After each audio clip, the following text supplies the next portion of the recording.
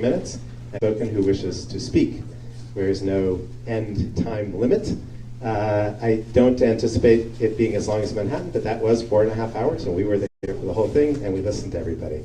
So we're here to listen for the most part, but first I want to give a little introduction about where we're at with the commission.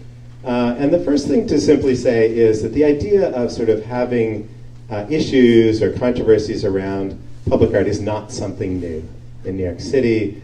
One example was a sculpture called Civic Virtue, which was outside of City Hall. It was put up by the city in 1922. By the time it was put up, the sort of suffragette women's suffrage movement had been very active, and this work of art, which represents a man standing triumphantly as virtue over some women at his feet representing vice, was seen to be sort of insulting to women. It was quite controversial until the 1940s. It was moved out to Borough Hall in Queens, where it remained controversial until it was moved again to Brooklyn, to Greenwood Cemetery, where it certainly is sitting today, and you can go see it. So that's called Civic Virtue. I just wanted to say this is not something new in New York City to be talking about monuments and representation. It's also not something that's particular to New York City. There are controversies going around the United States a lot. On the left is an image of the Robert E. Lee sculpture in Charlottesville, and on the right is a image of Frank Rizzo, mayor of Philadelphia, which is now under some kind of scrutiny and controversy in the city of Philadelphia, not far from here. So it's happening all over the country, and we are part of that discussion. So what we're talking about here is that the mayor appointed a commission, a 90-day commission, and the idea is the Mayor's Advisory Commission on City Art, Monuments, and Markers will advise the mayor on issues surrounding public art and historic monuments and markers on city-owned property.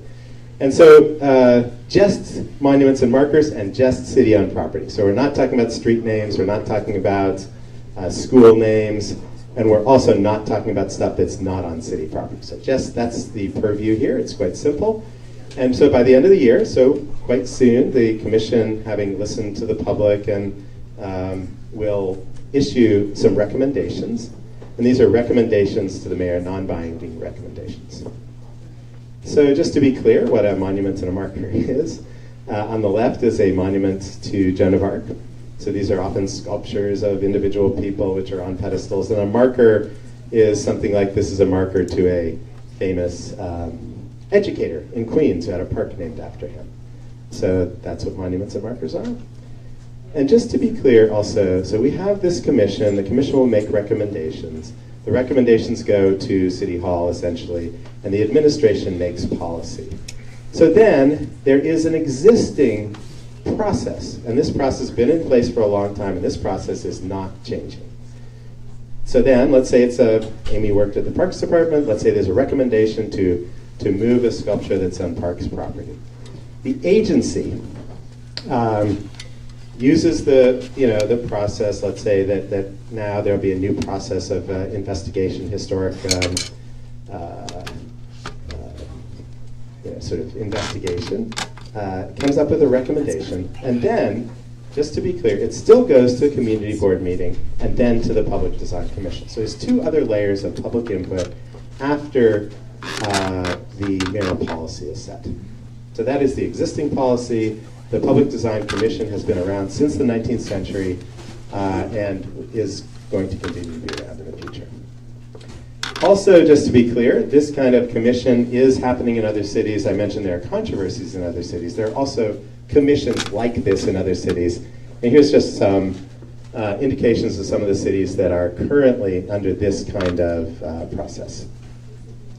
So we just wanted to let you know some of the sort of issues that have been coming up and some of the words that keep coming up. So one of in red are some of the ones that have had the most prevalence in our discussions. Historical accuracy, participation in the process has been discussed quite a bit. Power, like who has the power to put up a monument. Complexity, there are very complex histories that we're talking about, that the idea of embracing complexity. We're interested in, or the folks have been talking a lot about inclusivity, and then also possibility. So a lot of the discussion is around taking up or taking down or not taking down individual monuments. There's also the possibility for the future. What about new monuments? What about addition? So a lot of the discussion around this commission has been about the future rather than simply talking about the past and what to do about particular monuments. So here are some of the guiding principles that have been, and this is quite similar to the words that keep coming up again in these public hearings, et cetera. So inclusion, historical understanding, complexity, and reckoning with power and the the idea of who has the power to put something up or take something down. So, and then just to be clear, when we talk about additive, you can talk about in the upper middle, there's this idea of new monuments. There's a monument to Harriet Tubman up in Harlem. It's a new sculpture, but a sculpture on a pedestal, quite similar to the kinds of sculptures on pedestals, which have been this essence of public art for a long time. But there are other kinds of things, like temporary interventions. There's an artist named Edgar Heapofberts on the upper left, who's a Native American guy who's been sort of going around and letting people know, what is the land, a certain nation of Native Americans lived there at a particular time. There's an artist who's an artist in residence at the Department of Sanitation. Her name is Mayoral Euclides. She created at Sanitation a sanitation vehicle covered with mirrors to say, hey guys, let's respect the sanitation workers and thank them for the work they do. When you look at the garbage truck, it's a mirror. It's your garbage, right? So things like that, which are, and she's done parades and stuff like that, which has to do with respect for sanitation workers. There's this idea of an institution being an answer. So if you go downtown to Lower Manhattan in Battery Park, there's the Museum of Jewish Heritage, which is explicitly talked about as a memorial to the Holocaust. So there's educational programming, there's also public dialogue created by artists or created by cities. So there are lots of different ways to think about it, and new monuments is one, but there are also temporary interventions, etc. So we're about to get to the hearing part. We're going to start with our elected officials, and then Nadia will be, this is our first panelist, okay. So just to be clear again, each speaker gets 3 minutes. If you're testifying, you're going to be over on this area here. We're going to call 3 people at a time. And then there's going to be a very loud beep, and we'll ask you to wrap it up at that time. Okay. So if I may ask Senator Diane Savino, Nicole Malliotakis, and Assemblymember Ronald Castrina Jr. to come up as our first panel. Thank you.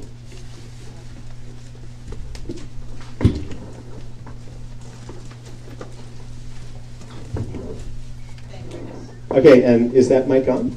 Yeah, go ahead. It is now. Very good, thank you. Okay. Thank you. So I guess age has its privilege, so I will go first.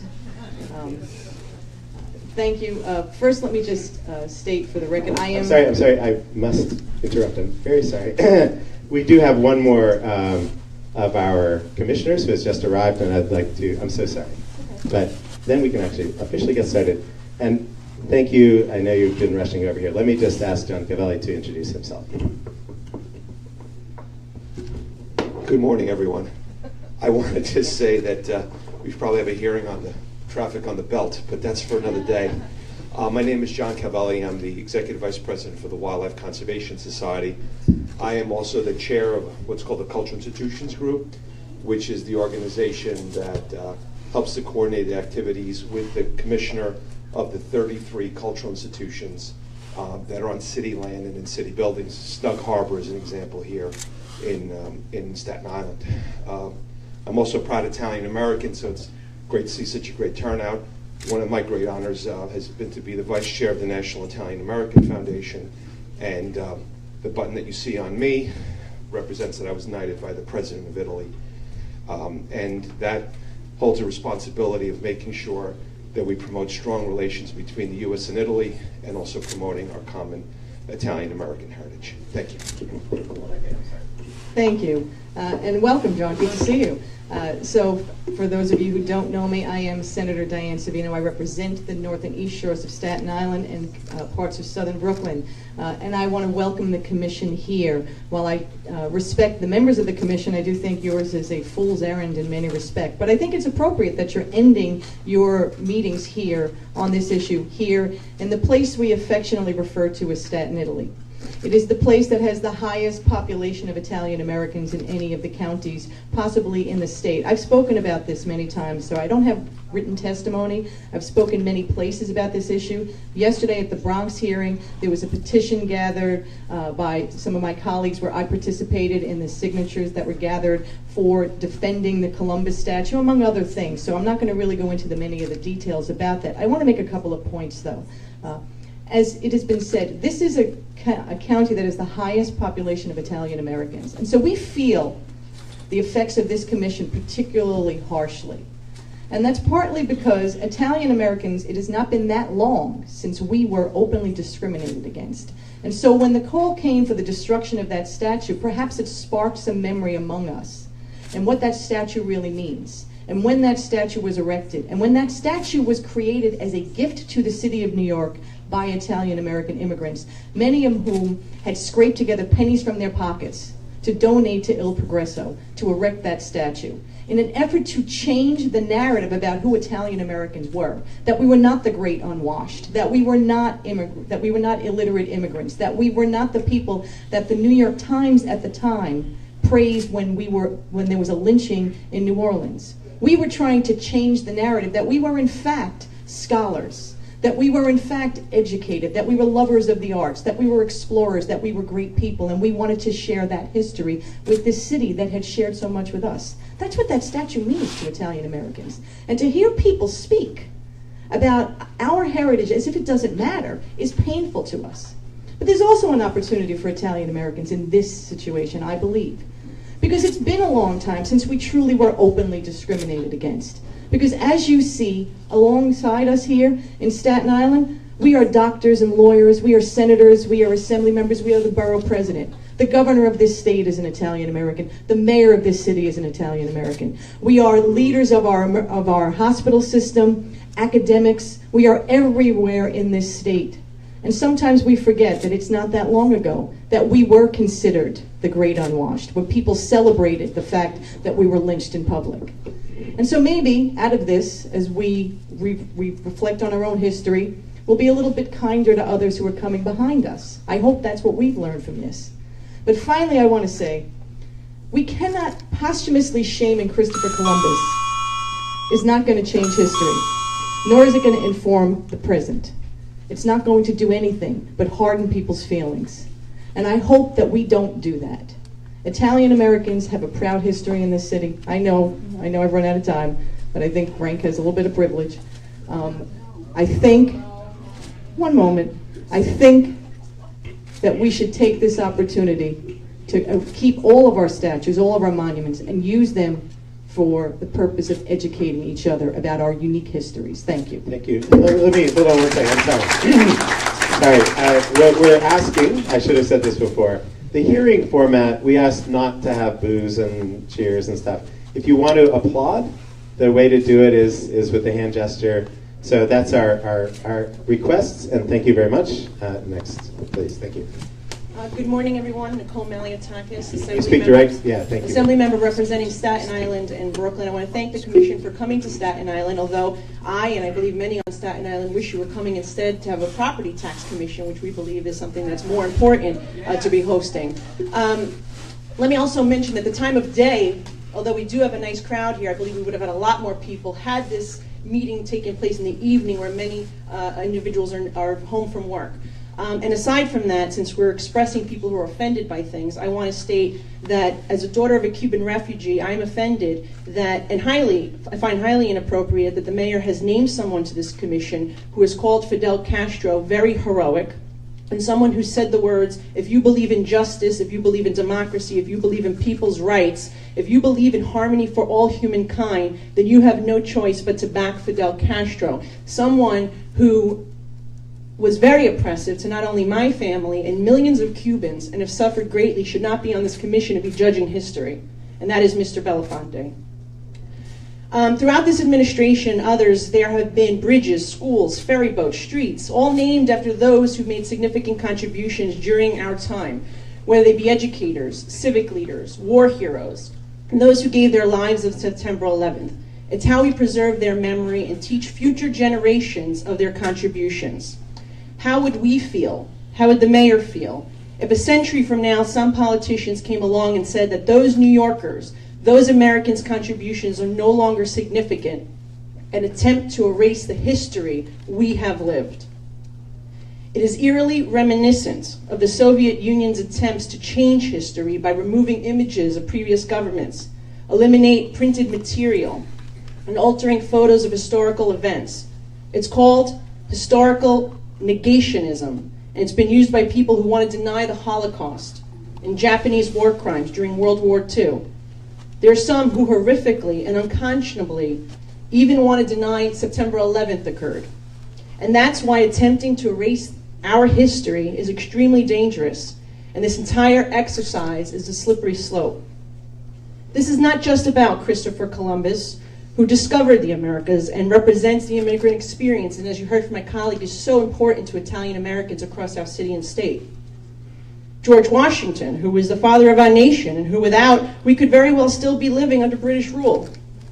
Or my personal favorite, Teddy Roosevelt, who was the real progressive leader that I believe every New Yorker should model themselves after. This is about our history as a people, as a society, as a nation, both good and bad, both beautiful and ugly.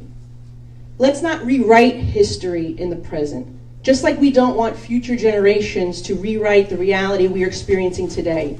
Because it's Christopher Columbus and Teddy Roosevelt who are on trial today, but it can very well be the Statue of Liberty that some will be seeking to remove a century from now. Thank you. And please, no applause. Thank you. This is good. Can we see that? And I would thank you also. Very excellent for staying right on time. Thank you so much, Assemblymember. Good morning, and without any disrespect to the members of the commission, ladies and gentlemen, this is the proverbial dog and pony show put on by the mayor. The fact is that this commission is merely a tool in the cultural and ideological war that exists against everything that the greatest generation fought for and against. And that's something that we need to. So yeah, do the fake clap that they want you to do, but that's the reality. The latest campaign against Gaetano Russo's iconic Columbus statue reveals a hypocrisy and blatant disregard for the very immigrant story that the left claims to champion. A basic understanding of the history behind the Columbus Circle statue bears this out, for it would be inaccurate to assume that the statue was intended simply as homage to a single man. The truth reveals a much richer American success story that should be celebrated. At the turn of the 20th century, Italian immigrants were arriving on the American shores by the hundreds of thousands, seeking a better life and a small piece of the American dream. My ancestors, including my great-grandfather Sebastiano Castorina, immigrated from Giardini, Sicily in 1914, and the ancestors of many of my constituents right here on Staten Island were among them. Sadly, they did not always receive a warm welcome. Italian workmen were the victims of mob violence, while newspapers ran editorials calling Italians sneaky, treacherous, filthy, and descendants of bandits and assassins. Despite challenges and persecutions, Italian Americans, like my ancestors, never lost faith in the promise of America and the exceptionalism of the society they fought so tirelessly to be a part of. Despite coming here with barely a cent to his name, my great-grandfather opened a grocery store in the East Village to support himself and his family. His success story is one of countless others. By their merits, their achievements, the sweat of their brow, and the fruits of their labor, Italian Americans proved that they deserved a seat at the table and the gratitude of a nation they helped to build, brick by brick, rivet by rivet. From the Empire State Building to the Verrazano and Brooklyn Bridges, Grand Central Station, and the frescoes that beautify our nation's capital, Italian Americans played a profound role in constructing some of our most famed architectural achievements. Undeterred and undaunted by the slights and setbacks they suffered, and fiercely proud of their accomplishments in the face of such adversity, the Italian Americans of New York donated the iconic sculpture to the city of New York in 1892 on the 400th anniversary of Columbus's discovery as a gift to their adoptive homeland. To represent their pride, they chose Cristoforo Colombo, an Italian explorer from Genoa. Not a perfect man with a spotless legacy, but the man himself is less important than what the monument symbolizes. That Italians from Columbus to Amerigo Vespucci, whose name would become the inspiration for the name of America itself, had paved the way for the founding of the greatest nation on earth. For the earliest Italian Americans, the statue of Christopher Columbus in Columbus Circle was a token of appreciation to the Americans who had embraced them and a tribute to Italians who sacrificed to earn their place in American society. At the end of the day, we cannot bow to reactionary backlash against the despicable demonstrations in Charlottesville by throwing the baby out with the bathwater. Now is the time for mature leadership, for cooler heads to prevail, and for us to acknowledge that no historical figure is without flaws, failings, or moral shortcomings. The essential thing to consider is what lies at the core of our motivations for idolizing imperfect historical figures who nonetheless made profound contributions to our society. In Columbus's case, a true understanding of the history behind the statue reveals the proud and inspirational immigrant success story of the Italian people in America. Coming from a political party that claims to champion the immigrant cause, the left should be the first ones to line up and defend Columbus's statue, especially after having no qualms about marching in the Columbus Day Parade when campaign season comes around. With all these issues surrounding our great city, homelessness, traffic, taxes, the opioid epidemic, and countless others, New York tax dollars should be allocated to more pressing issues than this commission and this folly. Thank you. Please, again. Great, very good. Thank you.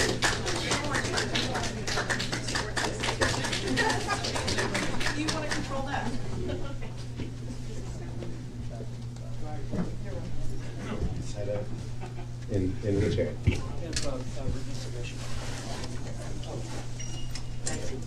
Okay, thank you. The next three is David Carr, Frank Santarpia, and Peter Guid. Okay.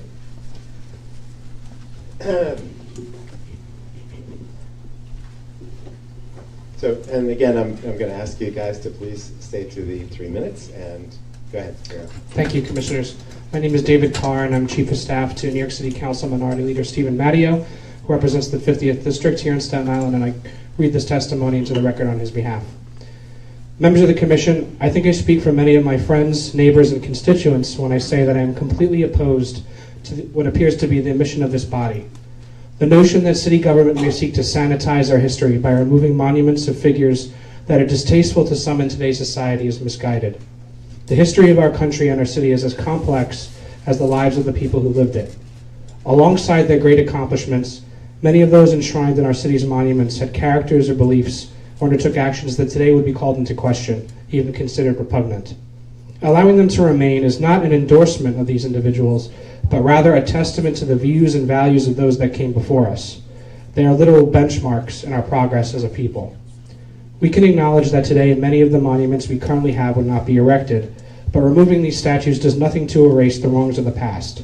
It will only serve to remove from the public consciousness the history that brought us to our present times. Yes, that history is messy, it can be ugly, it is certainly not easy. But most importantly, history is also instructive.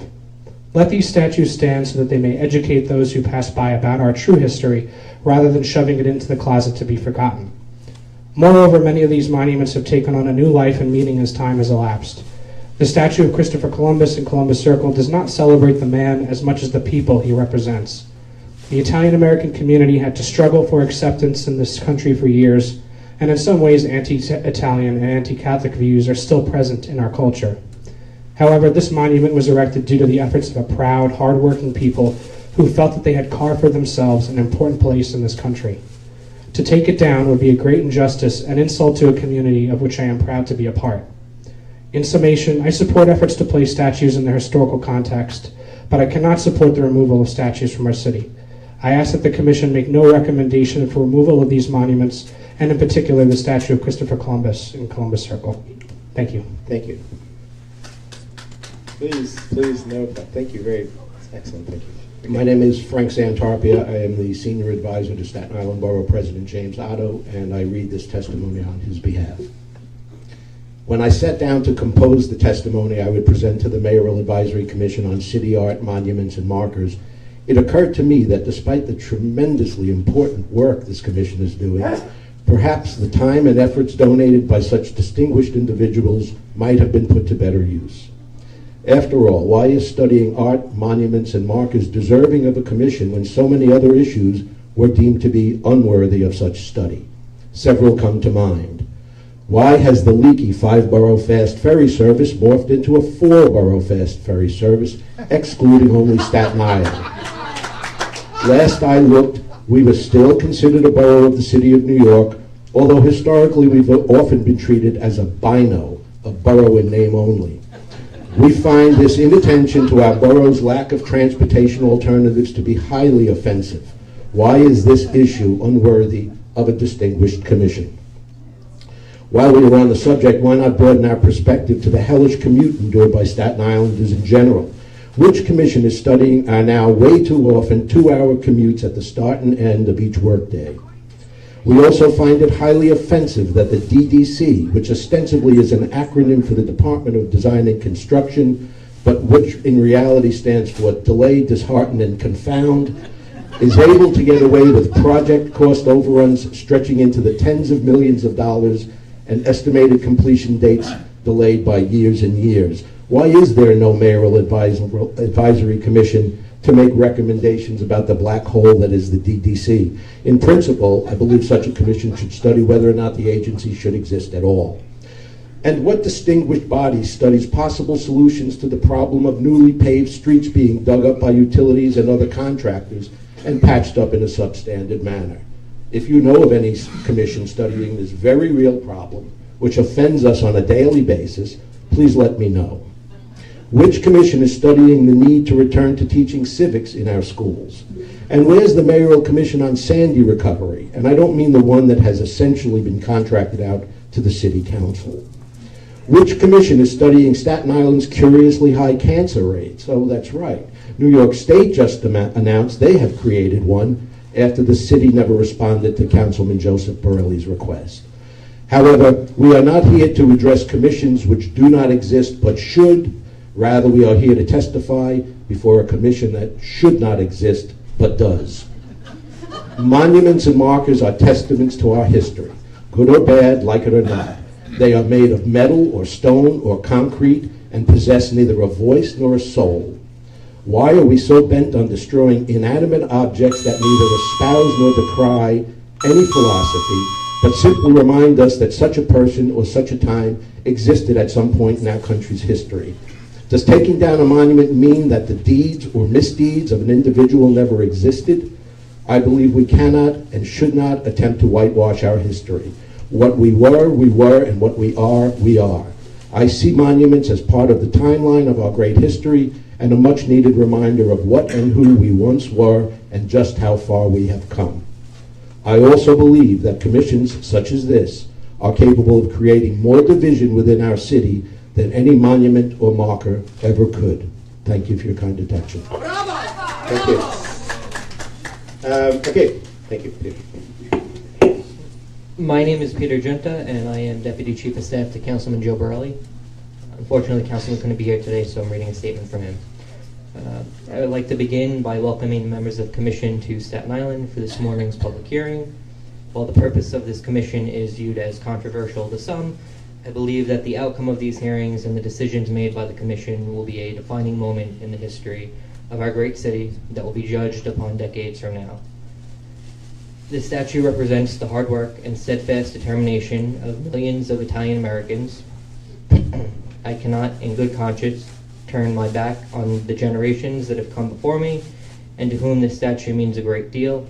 Of course, I understand the outcry, and I ask that those who are offended by the actions of this man consider the actual meaning of this statue.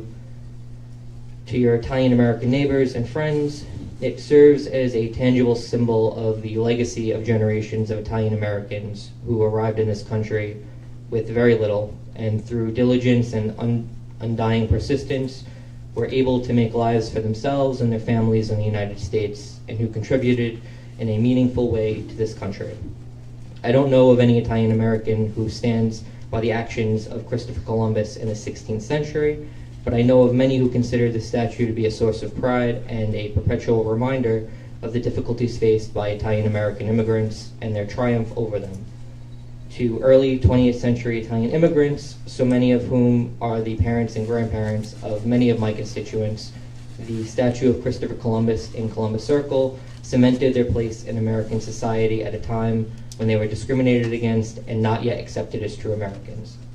I ask that the Commission consider these points and not rush into a decision without fully understanding the contemporary meaning of the Columbus statue, which is not to glorify an individual person, but an entire group of people. Thank you. Thank you very much. Okay, the next group, please. No plus. Thank you very much. Okay. Carol Purley Plum, Frank Lorenzo, and Vincent keep track.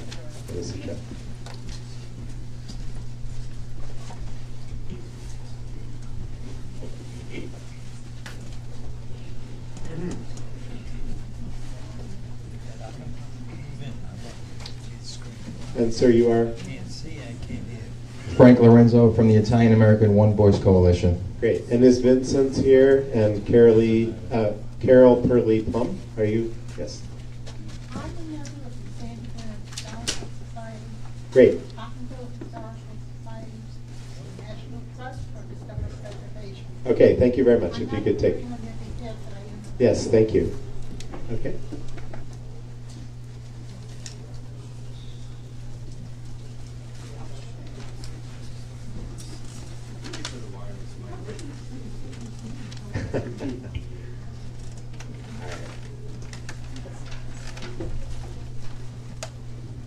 So Frank, would you like to?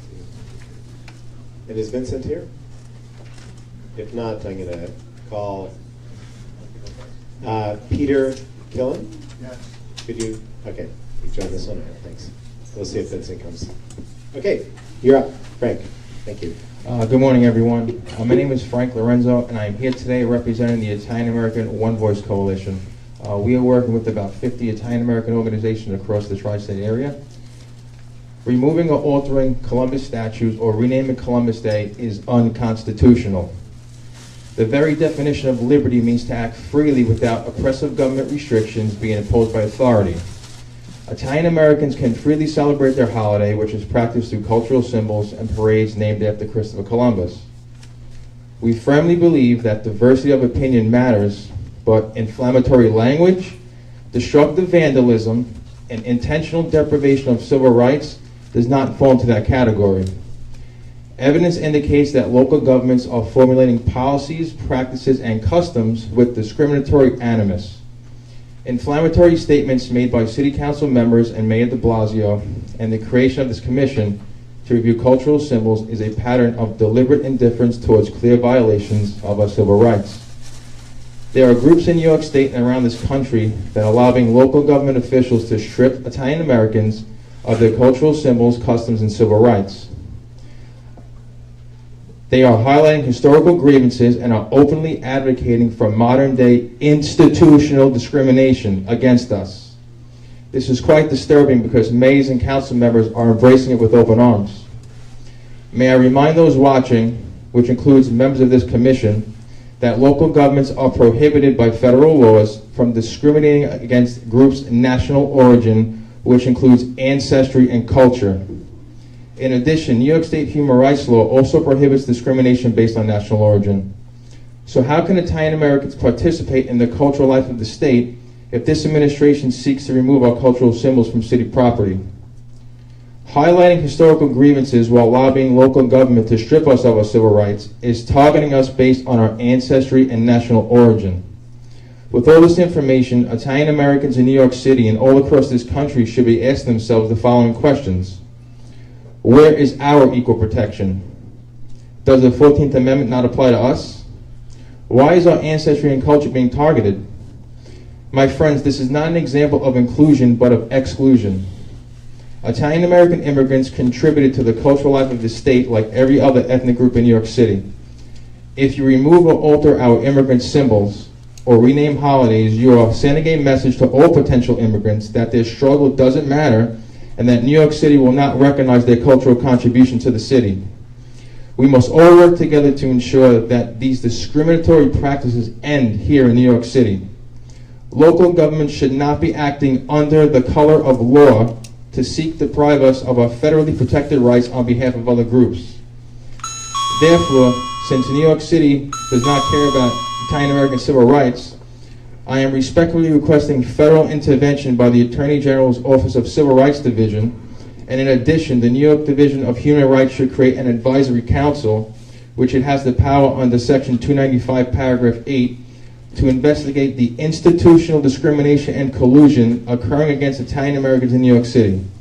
Now, thank you very much for your time. Thank you. Peter? Okay. Carol is next. Speak right into the mic, please. How many members of the commission are there? We're here to listen to testimony, and we're here not to have a, sorry. Well, it would be nice. I will tell, okay. All right. There's a saying. Please speak right into the mic, right? You got to put it right. There, is that better? There, that's good. Thank you very much. Okay. There's a saying that those that refuse to learn their history are condemned to repeat the mistakes. And I add to that.